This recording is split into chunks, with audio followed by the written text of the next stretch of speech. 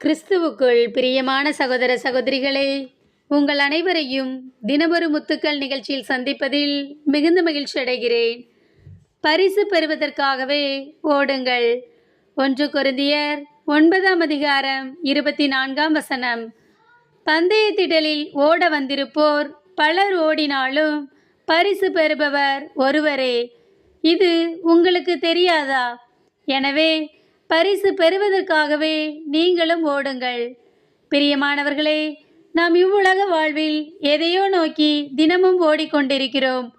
உலக பிரகாரமாக பணம், பொருள், செல்வங்கள் என்று எதையோ தேடி ஓடுகிறோம்.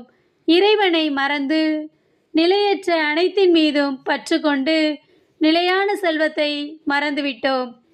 ஓட்டப்பந்தயத்தில் அநேகர் ஓடுவர், ஆனால் பரிசு பெறுபவர் ஒருவரே. நாமும் பெற்றுக்கொள்ளத்தக்க ஓட வேண்டும்.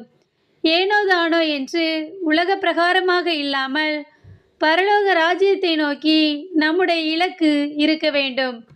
நம்முடைய ஓட்டத்தில் பலவிதமான துன்பங்கள், பாடுகள், பிரச்சனைகள் உண்டு. எனினும் அதையெல்லாம் பொறுமையோடு கடந்து செல்ல வேண்டும். இந்த வாழ்க்கை ஓட்டத்தில் நாம் தனியாக இல்லை. இயேசுவும் நம்மோடு இணைந்து பயணிக்கிறார்.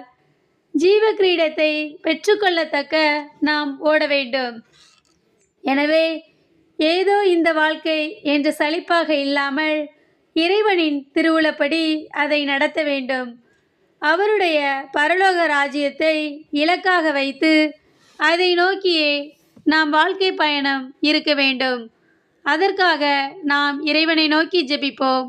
அன்பு இறைவா, நாங்கள் ஏனோதானோ என்று உலகப்போக்காக வாழாமல் ஜீவ கிரீடத்தை பெற்றுக்கொள்ளத்தக்க கிருபை தாரும் என்று அவரை நோக்கி ஜெபிப்போம். ஆமேன்.